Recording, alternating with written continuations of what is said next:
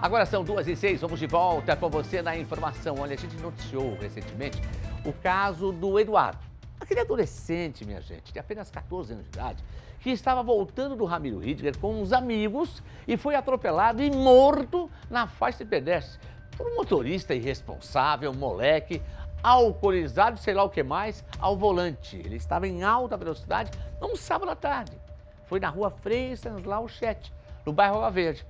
O advogado do autor, ele se manifestou aí com a nossa equipe e a gente vai atualizar um pouco o caso, para tentar entender um pouco o outro lado. Eu estou falando o advogado do motorista embriagado, o motorista que alugou um carro, que estava numa balada, na feijoada, né? À tarde, na Vila Germânica, ele estava na Vila Germânica, na feijoada. A vítima estava com seus amigos no Ramiro Ridger, jogando futebolzinho. Olha como é que é o destino. O menino voltando para casa, a vítima, com os amigos, na faixa de pedestre, foi atropelado por esse que estava na Vila Germânica, na feijoada, e voltou dirigindo em alta velocidade. O menino estava além, estava na metade da faixa, no meio da rua, já estava no meio da faixa pedestre. O que o advogado tem a falar a esse respeito? O advogado do autor. Coloca na tela. Uma fatalidade. As cenas são fortes. São adolescentes que estavam atravessando na faixa de pedestres, fazendo tudo completamente certo. Eles são 3 amigos que estavam voltando do parque num sábado à tarde. O que eles não sabiam é que seria a última vez que um deles, o Eduardo Henrique Santos Gomes, de 14 anos, seria visto com vida, através dessas imagens de câmeras de monitoramento. Depois dele ser atingido e arremessado metros do local do impacto, ele morreu. Outro jovem, que também aparece nas imagens, é atingido e fica ferido. O terceiro amigo coloca a mão na cabeça e, preocupado, corre para ver o que aconteceu. Já o responsável por cometer esse crime foge do local. Desde o primeiro contato que a gente teve com eles, ele se diz muito arrependido da situação, porque ele sabe da gravidade que teve isso. Sabe que, principalmente, que a gravidade por ter ceifado a vida de um jovem. Então ele tem essa noção, óbvio, teve essa noção posteriormente, né? Mas que ele trouxe já no inquérito policial, que ele ficou em choque quando aconteceu a situação. E a única atitude que ele teve foi de querer sair do local. Foi isso que ele nos trouxe. E também tinha uma narrativa, que ele teria seguido a vida, ia para uma festa. Não, isso não aconteceu. Isso até a gente vai a uma situação que a gente arrolou as mesmas testemunhas que foram ouvidas no inquérito para demonstrar isso, pessoas que estavam com ele de meio-dia e que comprovaram a situação, trouxeram, não existia festa posterior, ele só estava apavorado, ele queria ficar com os amigos para ir para outro lugar, então para se distanciar da situação um pouco, esfriar a cabeça e depois se apresentar. Pelo menos era essa a ideia que ele nos passou, não, eu vou e iria se apresentar de qualquer jeito. Então ele só queria sair daquela situação porque ele nunca tinha passado por isso. De acordo com a polícia, o homem de 29 anos apresentava sinais visíveis de embriaguez, assumiu o crime e também confirmou que estava dirigindo em alta velocidade. Ele foi preso em flagrante e trazido ao Presídio Regional de Blumenau, onde segue até o momento. Nessa situação, a gente está tentando fazer que ele possa responder liberdade. Isso foi negado no TJ de Santa Catarina e Florianópolis no final do mês passado. A gente está se encaminhando para o STJ para verificar uma possibilidade, como ele tem querendo ou não, predicados pessoais favoráveis, ele tem residência fixa, ele tem trabalho ilícito comprovado, ele não tem antecedente, diferentemente do que foi relatado anteriormente, ele teria situações parecidas, pretéritas, ele não tem absolutamente nada, isso é documento, né? Tem certidão de antecedentes de Rondônia e daqui de Santa Catarina. A discussão no processo vem porque o Ministério Público oferece denúncia por 2 homicídios, um homicídio consumado, qualificado, e uma tentativa de homicídio, e propriamente os crimes do CTB, que não ter prestado socorro, ter fugido do local e ter dirigido de forma embriagada, que também é uma situação que a gente vai discutir no processo, que não tem laudo, embora a própria palavra dos policiais que fizeram a prisão dele, também dos guardas municipais de trânsito, tenha fé pública, então isso é algo que ele tem ciência. Se a gente repassou tudo para ele, ele sabe da gravidade do incidente, do acidente, pelo menos que a gente identifica nesse sentido.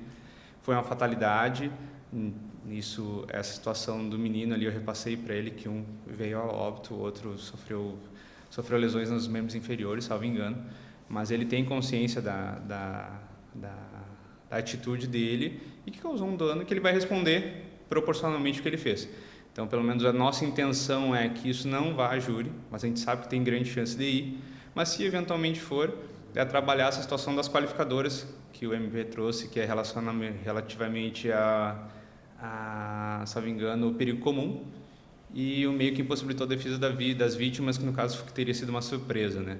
Então, como o MP traz a situação do dolo eventual, isso é questão técnica, óbvio, mas existe um posicionamento do TJ de Santa Catarina bem firme nesse sentido, que o dolo eventual não é compatível com essas qualificadoras. Então, se eventualmente ele fosse, teria que ir para um homicídio simples, consumado, e uma tentativa de homicídio, também aqui a gente entende ser simples, mas tem a qualificadora do menor de 14 anos, que é no caso. Versões na época do crime apontavam que ele teria alugado carro para ir com amigos a uma festa no litoral.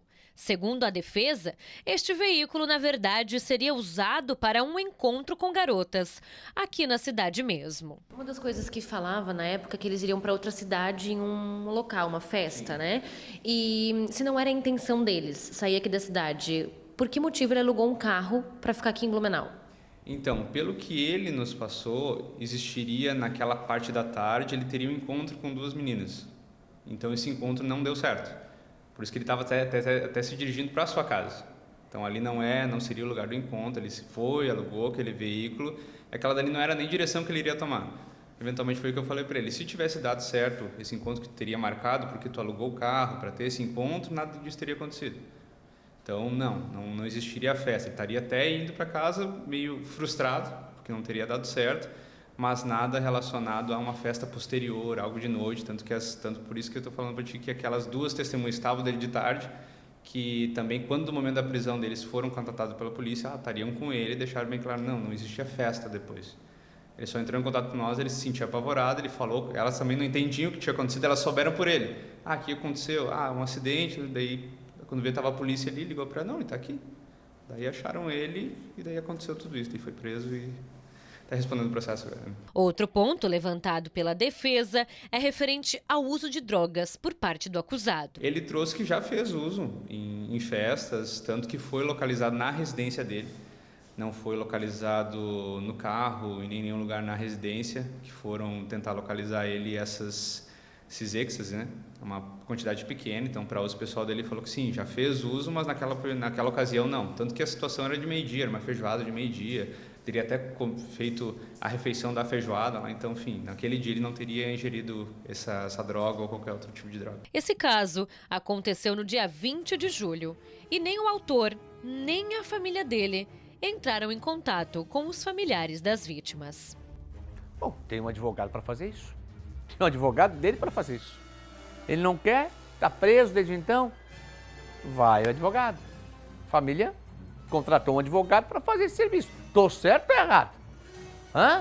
É o advogado que faz o contato, certo isso? Representa a família legalmente, o autor, nesse caso. Então é o advogado que tem que fazer o contato. Agora vem comigo aqui. Doutor, eu vou falar uma coisa para o senhor. O senhor faz o seu papel de defender. Eu concordo que é uma função sua, mas, desculpa, doutor, ele assume que estava em alta velocidade, estava com pressa, que ele estava no local e o senhor disse que foi desde a hora do almoço que ele estava. Doutor, por gentileza, é uma vida de uma criança, um adolescente, que foi ceifada por um moleque ao volante, por um assassino ao volante. Porque ele sabia, a hora que ele bebe, pega um carro, loca um carro, ele sabia que em alta velocidade e alcoolizado, ele poderia fazer algo de errado. Doutor, se fosse meu filho, esse canalha ele ia apodrecer na cadeia. Não me venha contar a história de que ele está de inocente. De inocente esse canalha não tem nada. De inocente esse covarde não tem nada. Fala com a mãe, fala com o pai desse rapaz. De inocente esse nojento não tem nada. Ele é um moleque que bebeu, dirigiu em alta velocidade e este assassino de adolescente tem que pagar por que ele fez. Doutor, eu lhe respeito muito, mas o seu cliente O seu cliente não vale nada. Essa é a realidade. 2h16, o meu recado tá dado para bandido como esse, se fosse meu filho. E não é, e eu tomo as dores como se fosse.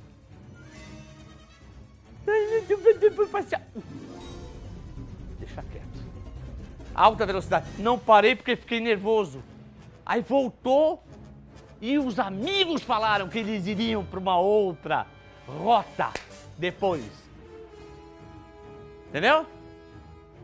Tem que pagar. A lei tem que ser pesada, a mão firme da justiça.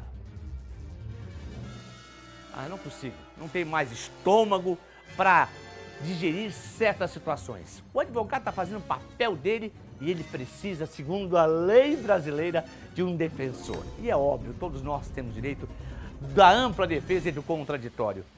Mas quando eu fico imaginando que é uma família que chora a perda de um ente querido, de um adolescente que jamais voltará, põe na tela.